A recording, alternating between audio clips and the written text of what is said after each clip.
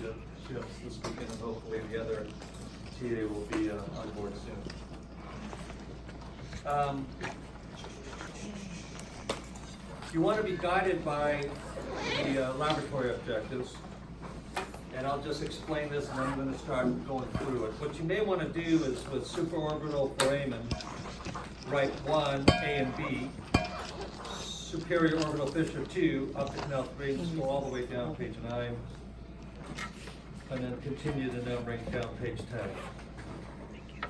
10.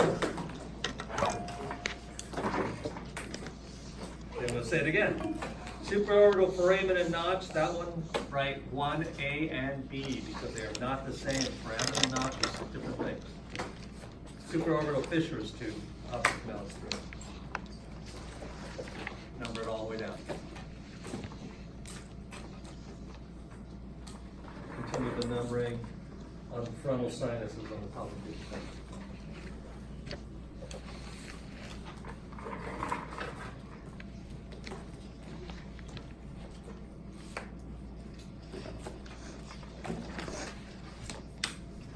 Did you guys know that you guys are my free anatomy lab section? You're free? You guys are freaks. Oh, But in a freaks. good way. Oh.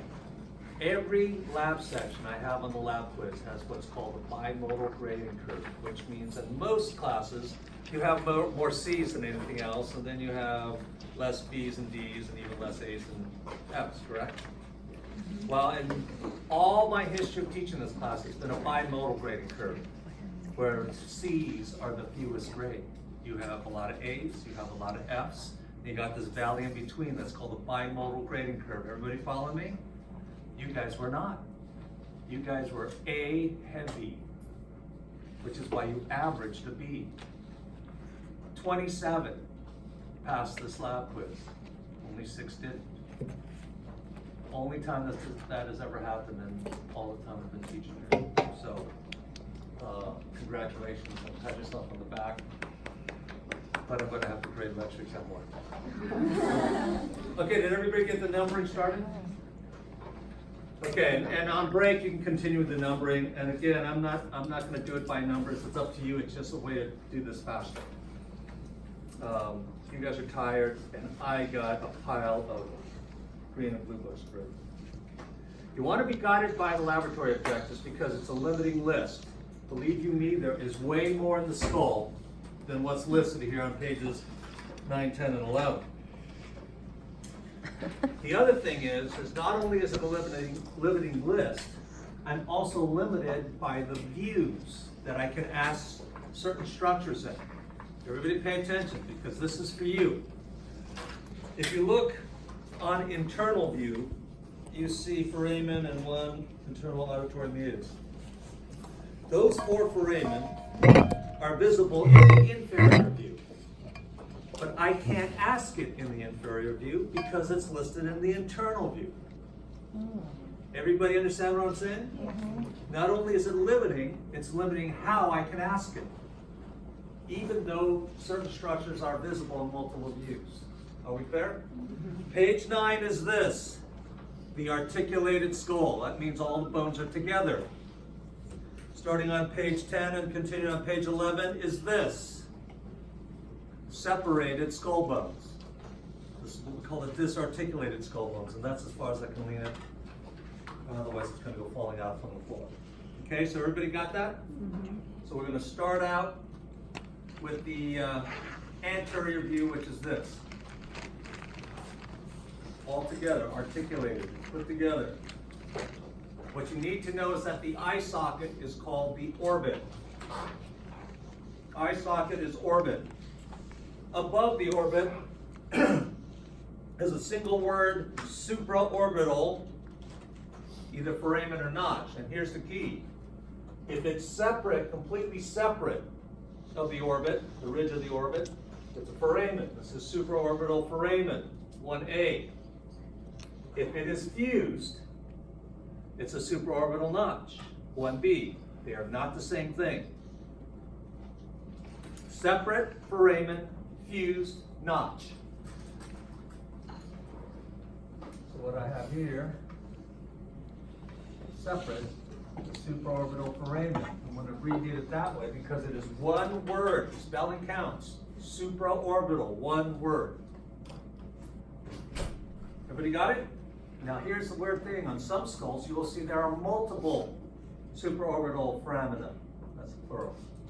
And one of them might actually be fused with the orbit. You might have multiple supraorbital foramen and a notch on the same side, and maybe only one on the other side. That is real-world anatomy, where left and right might be different. Okay? Just giving you a heads up.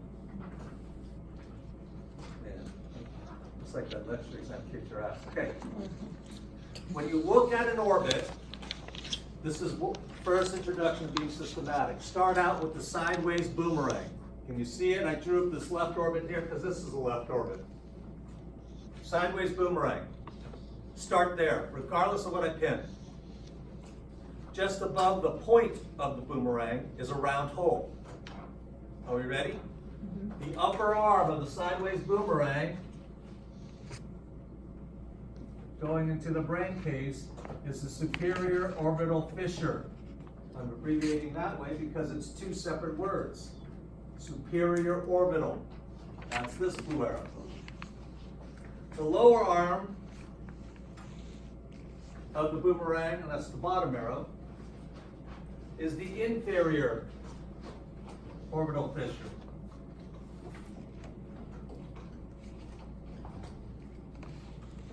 But the round hole above the point of the boomerang is where your cranial nerve number 2 optic nerve goes through. So that is the optic canal. Regardless of what I pin, start there. That way you're not guessing. This is what systematic means, is you start with the thing that is both obvious and consistent. And everything else can be variable. But if you start with the thing that is obvious and consistent, you're not going to be guessing. Who wants to guess on lab exam 1? Okay? So everybody got these? These 3 here are these 3 here. Everybody got it? Then there's a vertical foramen called the nasolacrimal foramen. And that's why it looks kind of funny.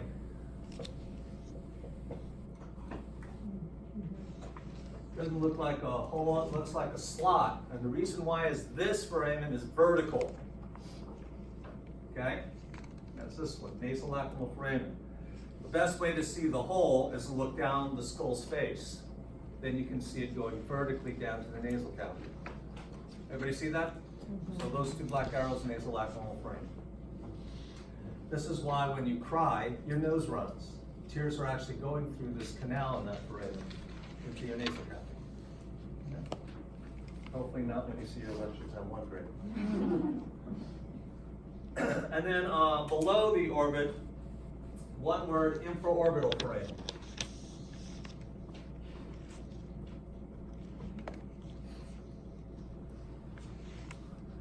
I've never seen the infraorbital foramen be a notch. Okay. Everybody got it? Okay. Now there are 3 bones that hold teeth. I was going to ask it, but I'm thinking after the lecture time you don't want me to ask you any more questions. 1 is the 1 mandible. 2 is the left maxilla. 3 is the right maxilla. Everybody got it? We got 3 bones holding teeth. The part of those bones that are holding teeth is called alveolar process. So this one here is the alveolar process of the right maxilla. This is the alveolar process of the mandible. Can anyone guess what this one's pointing at?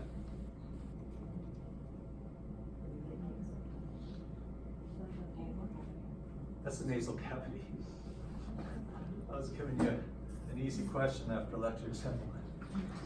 You still got it wrong. Okay. But this is, I'm going to give you this for right now because it's going to apply later. The term for opening to the nasal cavity is called nares. And it's a weird word because it's both singular or plural. It's the same word, nares.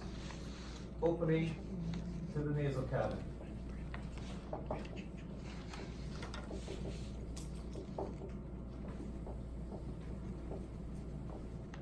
This one where the blue arrow is here at 12 o'clock is the opening to the nasal cavity that's going to the outside world. Technically, what is pinned or arrowed right there in blue is the external nares, and it is the anterior opening.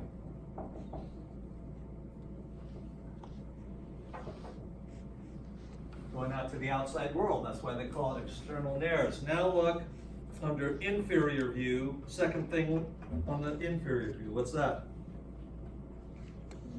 Internal nares, okay, or choanine.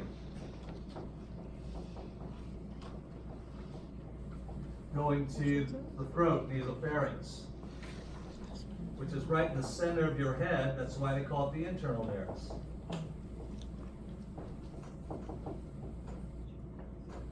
Okay? All right, down here at the bottom in the mandible is the mental foramen.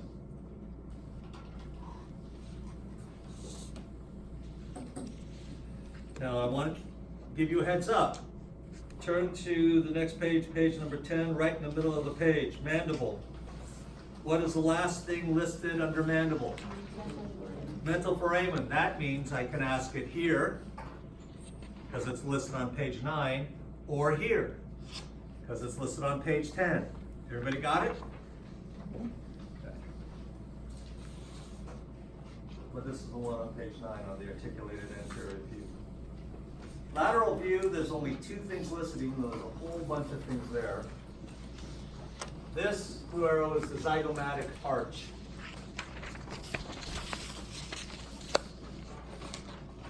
It's made up of 2 bones, the zygomatic bone and the temporal bone, and right to the left of this blue arrow, you might be able to make out the suture line that connects the 2 bones that make up the arch. And it is actually an arch. And even though there's a spring on this skull going through it, and on this one, it's actually filled with the temporalis muscle we're gonna learn next week. Okay? The other one is the external auditory or acoustic meatus. Okay? You can use auditory or acoustic. Everybody look at me. But the third word has to be meatus, the cross-off canal. Your second word can be either auditory or acoustic, but the third word must be meatus. Because look on page 15. What does meatus mean?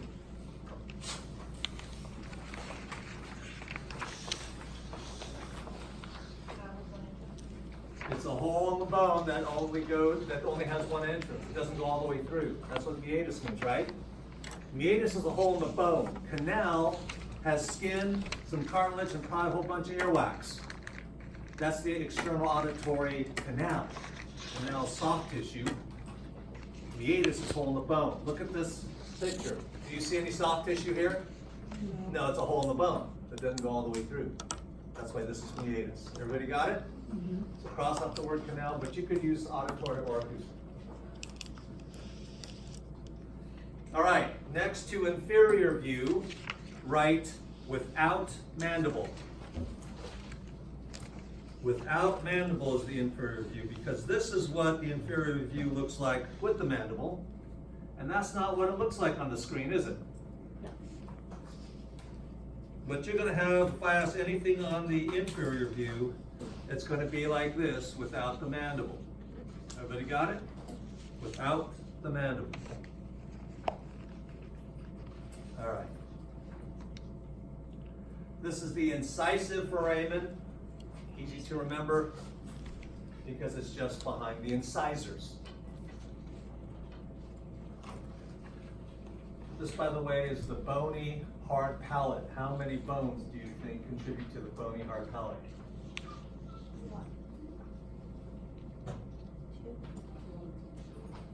4. Doesn't it look like an upside down cross? Each one is a bone. 1, 2, 3, 4. Everybody got it? That lecture exam did kick your ass. You're just counting that. 2, 4. But notice how they come and meet at almost all 90-degree angles. Upside down cross. Okay. Here is the posterior opening to the nasal cavity. It leads from the nasal cavity to the nasal pharynx. This is the internal nares, or choanine. What does the E at the end mean? Plural, because you have a right choana and a left choana. If you want to spell it out that way, cross off the E, because I can only pin one with one pin. Choana.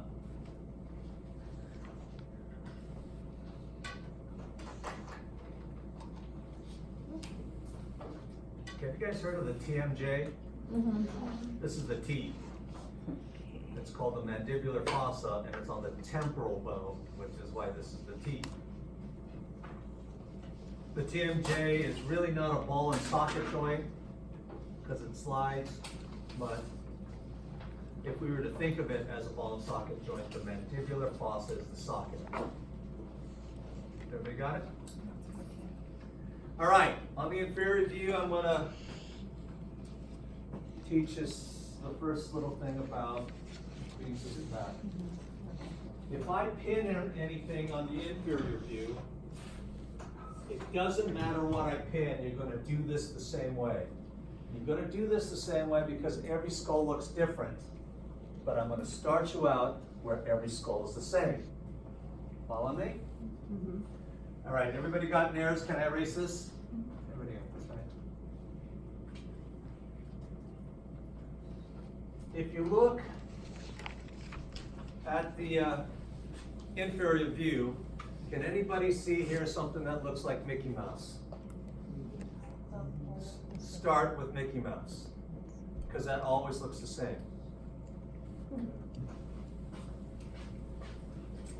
You got this huge Mickey's head, and you got an ear at 10 o'clock, and you got an ear at 2 o'clock. Everybody got it?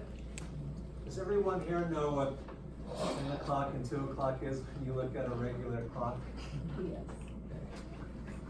Because, you know, now everything is digital, right? Everyone's reading their time on their cell phone or what time.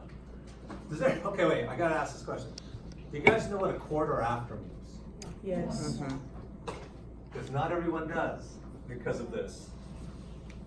I told students after they took their physiology lab was come back quarter after 1. Well, they came back at 1:26 and I go, where the hell you been? You're late, you missed some stuff. And going, oh, we had 4 more minutes. Oh.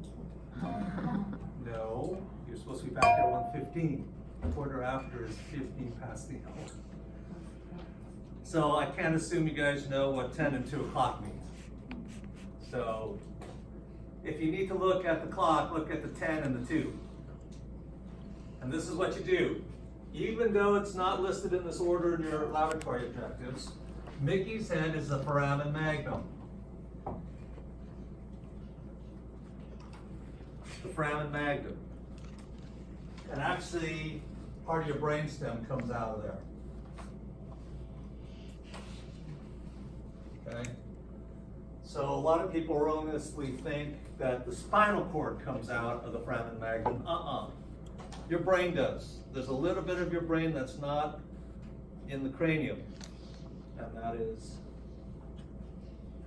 going up, I think it's medulla oblongata that actually goes up there. Okay, anyway. Mickey's ears are occipital condyles, and you might think, well, that's not listed on page 9. Well, I'm going to show you where they are listed. Go to page 10 near the top. Page 10 near the top. First thing listed under occipital bones. What's that? Occipital condyles. It's Mickey's ears. Everybody got it? Now, all you got to do here, regardless of what I pin, is go 2 o'clock, 10 o'clock.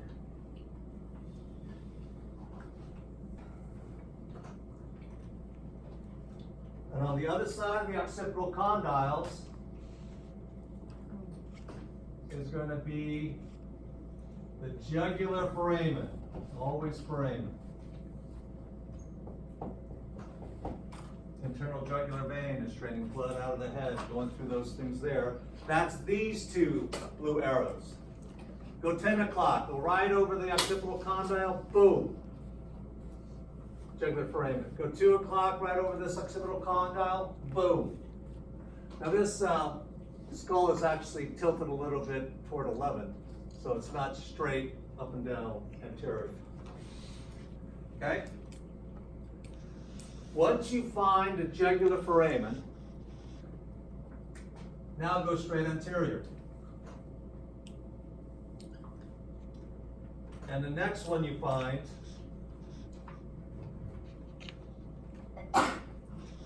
is the carotid canals.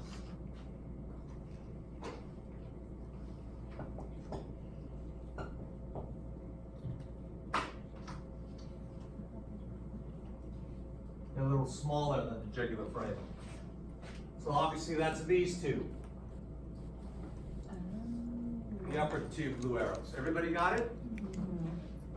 That bottom of that skull can look completely different from the skull that you studied. But if you do this, it'll always work. That means if I do pin the carotid canal, do not jump to carotid canal. You're not being systematic. Systematic means you do the same thing every time, so you're not guessing. Find Mickey's head, go 10 or 2 o'clock, find jugular foramen, then go straight anterior. You're not guessing. Everybody got it? Any questions on that? Yeah, one now that Open Lab is starting. You share that in Open Lab and you'll have a bunch of students wanting to hear about it. Any questions about inferior view? This is half of Mickey's head. But same thing, start with Mickey's head. This is going to 10 o'clock. Boom, jugular foramen, straight anterior. Boom, carotid canal. And then up there in orange, mandibular fossa.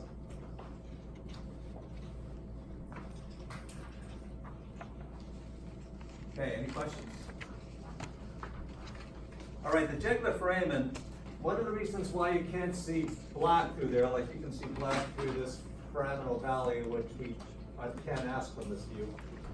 The reason why you can't see that is that it is a diagonal foramen.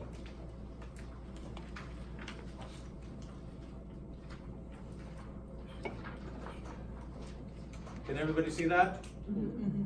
It's not horizontal, it's not vertical, it's in between. Okay? So if you're expecting to see desk through the jugular foramen, no, you're not going to. The only way you can see the desk through the jugular foramen is to hold it diagonally, and then you can actually see it. So this is kind of from the anterior, a diagonal view, and now you can actually see the whole of the jugular foramen.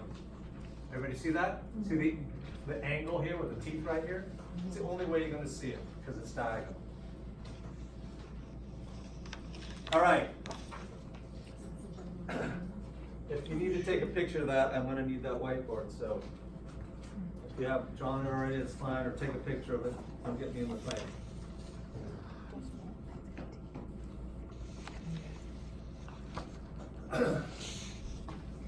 This right here, you might want to write next to this slide, is the internal view.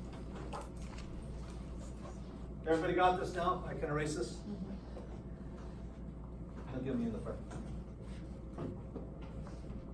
Okay. Internal view.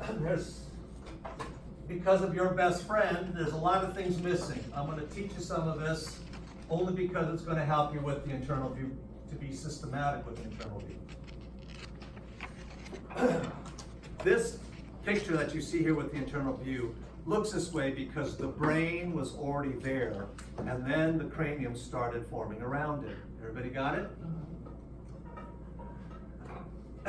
The word for cup is fossa, and there are 3 cranial fossas. You can find this out in the textbook if you want. This is the anterior cranial fossa. It's holding the frontal lobes.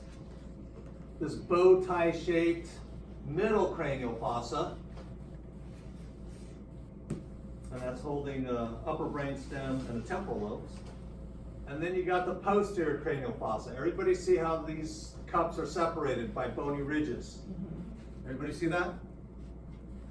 Okay. This is what you want to write, maybe on the bottom of page 9, just to the right of the letters. You're going to draw two L's really close together. Then just lateral to them, maybe just slightly up higher. You're going to write an O. And then you're going to write R-O-S, R-O-S in a diagonal pattern, like that. Then you're going to draw a couple of sausages like this. And then you're going to put the name of that dog food right here on the other side of the sausage. I'm giving you a clue as to how I studied anatomy, people. You know, teachers didn't do this for me. This is what I did, and it would stick.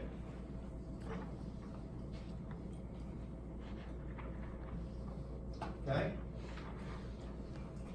First step you want to do is you want to start in the middle cranial fossa, the bow tie. That's where you want to start. That's number one of being systematic. Regardless of what I pin. Number two, you want to find the most medial foramen in the middle cranial fossa, here in green. They're the closest to the midline. That is foramen lacerum.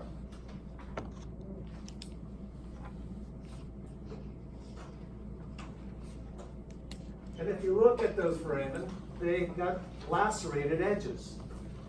Hopefully that'll remind you it's foramen lacerum. Does this make sense? Then you want to go lateral to the foramen lacerum and find a nice oval, round oval foramen that will remind you that's foramen ovale.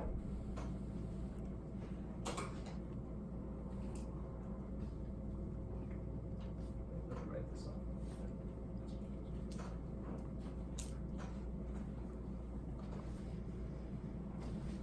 Then you want to remember ovale is in the middle of a diagonal Ross, R-O-S. Rotundum in red, ovale in orange, spinosum in blue. You can't see this rotundum because this chloride process is in the way, so only one came out in the picture. But can you see how it's kind of diagonal? Do you see how it relates to the letters you wrote on the bottom of page 9? You do this systematically, it doesn't matter what skull I use. It will always work.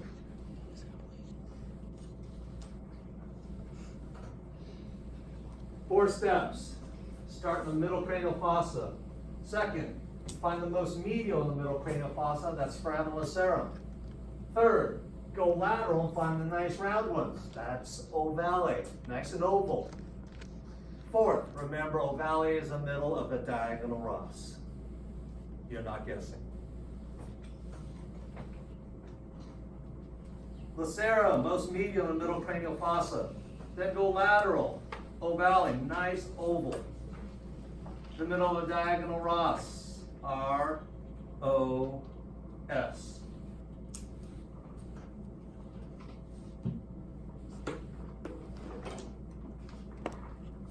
These two sausages that you drew is the bony ridge. It's called actually the peaches part of the temple bone. That's actually the border between middle cranial fossa and posterior cranial fossa. So even though most of the internal view holes are in the middle cranial fossa, there's one that's just barely in the posterior cranial fossa, and that's this, internal auditory or acoustic meatus. That's the IM, internal auditory meatus. That's the yellow arrow. And this is the bony ridge here, and this is the bony ridge here. This, you just can't see it, the ridge is covering it. But there are two. What's that? It's the R's, rotunda. Red for rotunda, orange for ovale, but I had to use blue for spinosa.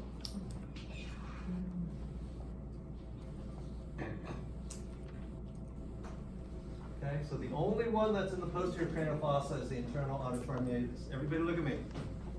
Second word could be auditory or acoustic. Third word must be meatus.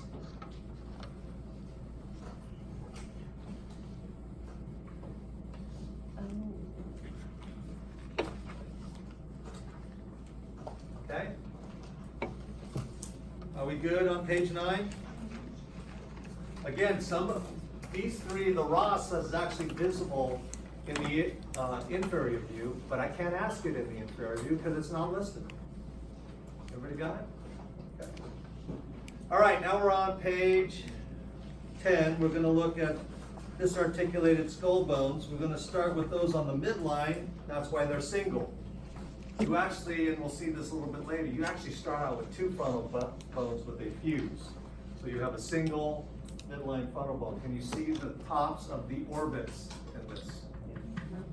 So that's where it is. This is your first introduction to a paranasal sinus. This is the frontal sinus. Wherever a skull bone is thick in 3 dimensions, it is going to be hollow. Can anybody tell me why? Wherever a skull bone is thick in 3 dimensions, it's going to be hollow. Yeah, it's actually not even spongy bone. It is an airspace.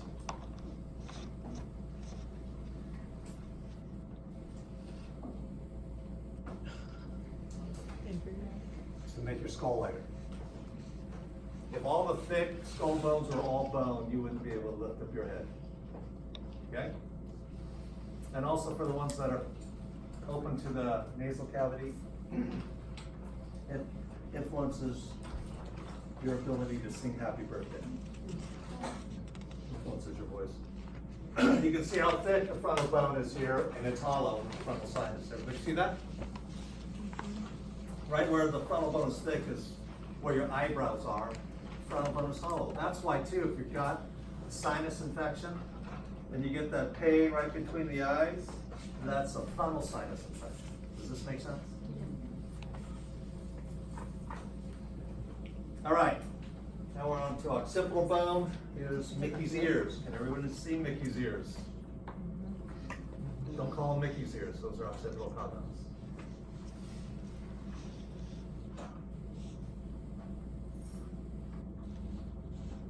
And then in blue is the foramen magnum we saw before. So that's all of Mickey Mouse right there. Foramen magnum, occipital condyles. Other thing we're going to add to occipital bone, and again, there's a bunch of things in occipital bone, are these horizontal foramen that look like they're going underneath the occipital condyles that tend into a clump. Well, this is an inferior view. In anatomical position, this is actually superior to occipital condyles. Everybody got it? This is an upside down picture looking up. It's actually above the occipital condyles, but they go off and tend into a clock. And they are horizontal.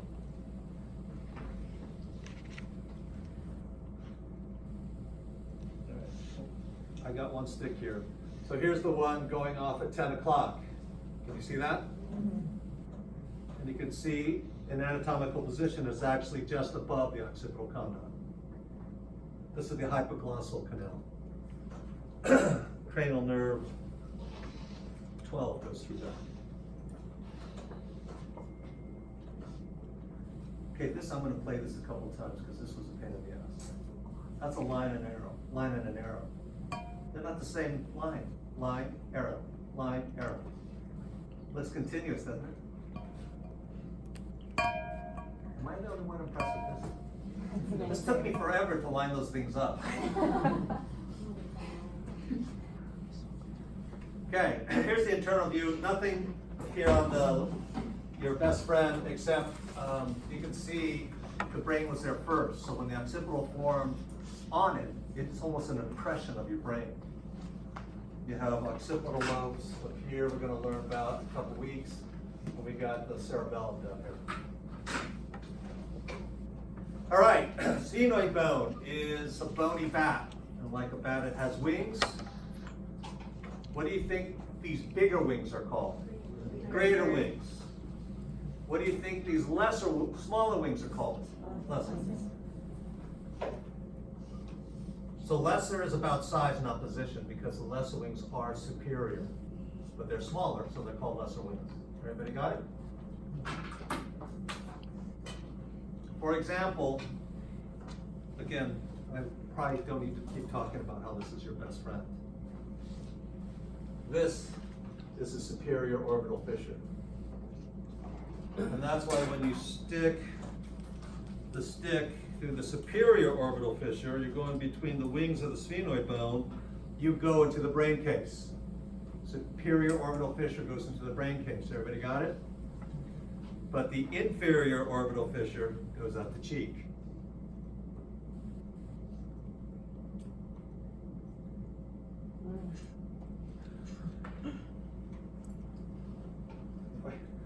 If I'm teaching and just start laughing, it's because I'm looking at a bunch of faces that look like this.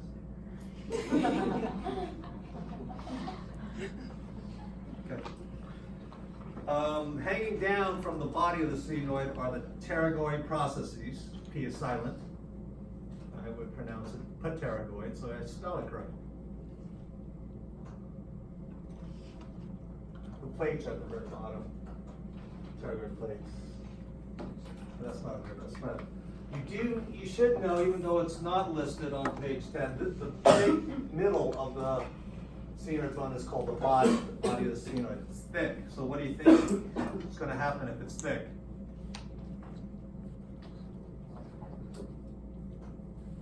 That bone is thick, the body of the sphenoid.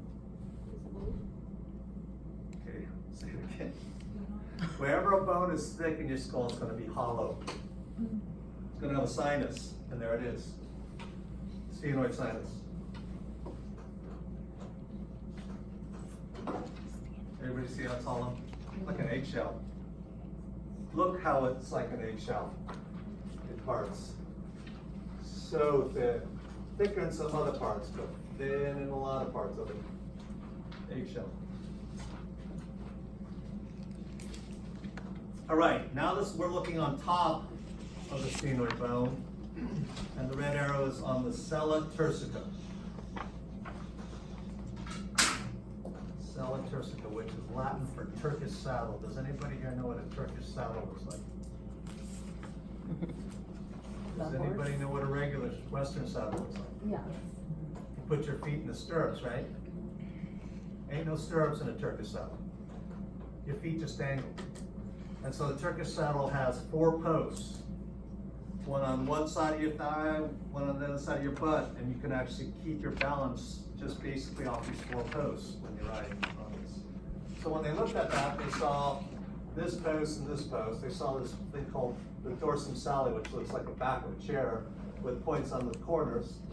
So, yeah, it looks like a Turkish saddle. The reason why it looks this way is because the pituitary gland was there first, and the sphenoid bone formed around it. The pituitary gland sits in that oval. It sits right in the sella turcica. Okay? Now those optic canal, the OC that I had on the whiteboard before, that was from the outside. On the inside, that's what this looks like right here. Here's the one on the left eyeball, this is the one going to the right eyeball, and in between is the optic groove.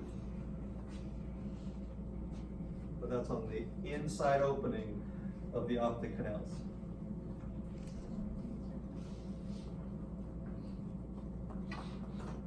And the posts of the Turkish saddle are called the clinoid processes. That's an orange.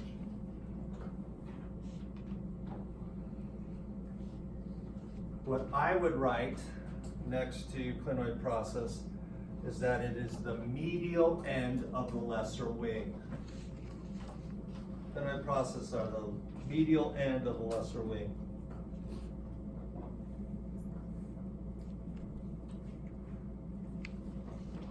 So this is lesser wing, going to the medial, lesser wing, lesser wing, lesser wing, and to the clinoid process. Here's the other lesser wing, going to the medial, and that's lesser clinoid process. That's where it ends. Everybody got it? I just want to show you where the sphenoid bone is in the articulated skull, so you kind of know where it fits. Can you kind of see it? It actually makes up the majority of the middle cranial fossa. That's the sphenoid bone. Here's a clinoid processes here. Optic groove here. I'm outlining the sphenoid bone. Middle cranial fossa. Everybody got that? All right. Now let's go to the ethmoid bone. The ethmoid bone, the highest point of the ethmoid bone is the crista galli. That's this right here. It's a midline bone.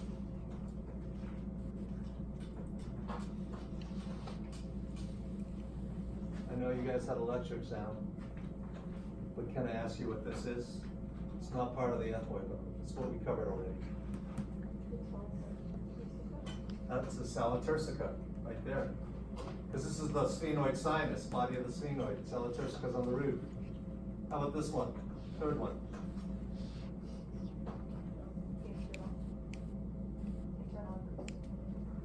It is the internal acoustic meatus. See the bony ridge right here? That's the sausage. Internal acoustic meatus. How about this guy right here? The last one. Give you a hint. This is the occipital condyle.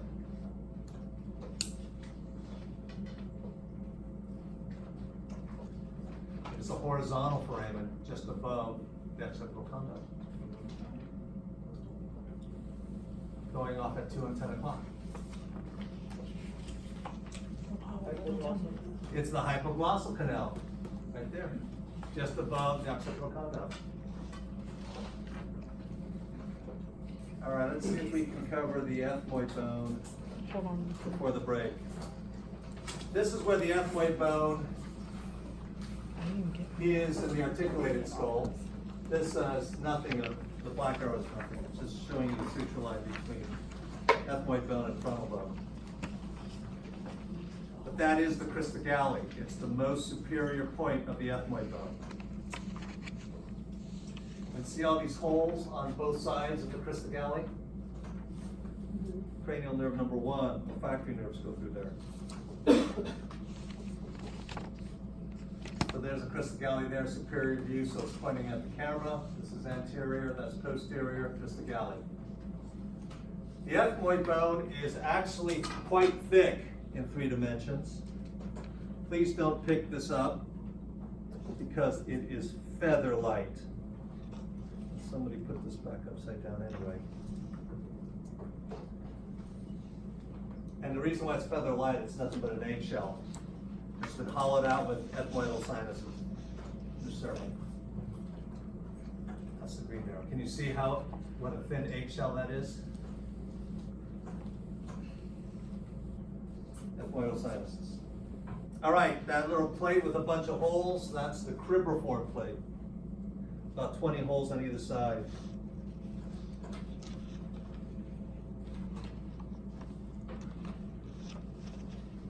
There's a crista galli there again, anterior view. So this is the most superior point of the ethmoid bone. Okay, can I erase this? Anybody need to take a picture of this, or everybody got it already? Hope you have a picture or you drew it, because you're not going to remember it. I guarantee you're not going to remember it. Look at me in the front. Got it?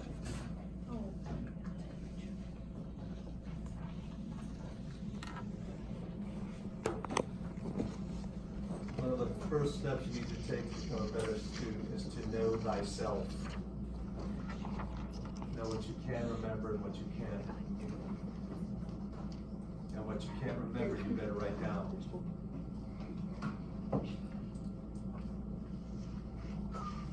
Everybody got it?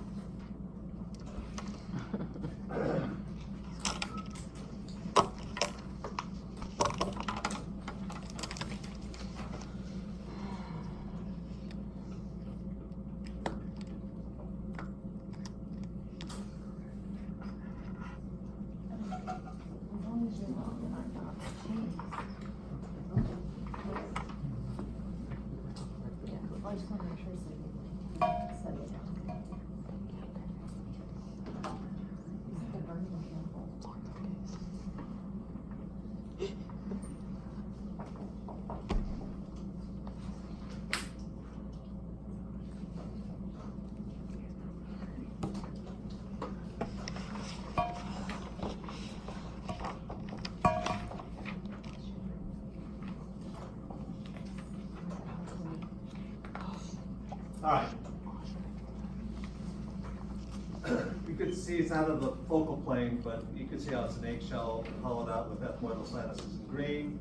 You got these midline superior nasal septum called the perpendicular plate of the ethmoid bone. That's in yellow. The ethmoid bone contributes slightly more than half of the bony nasal septum with this perpendicular plate of the ethmoid bone. That's what I drew up on the whiteboard. This is a lateral view of the bony nasal septum.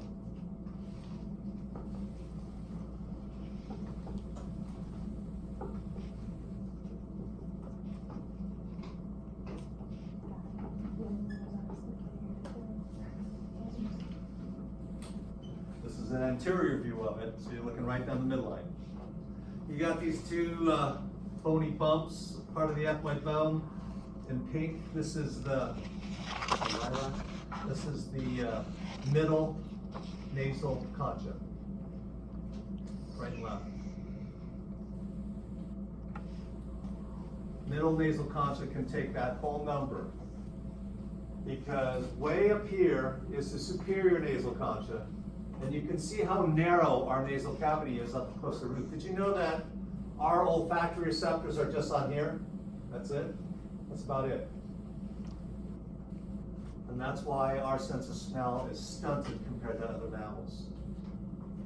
Which, if you smell a lot of people, is probably a good thing. Okay? But I can't pin a superior nasal concha because it's too narrow up there. So you may as well cross it off.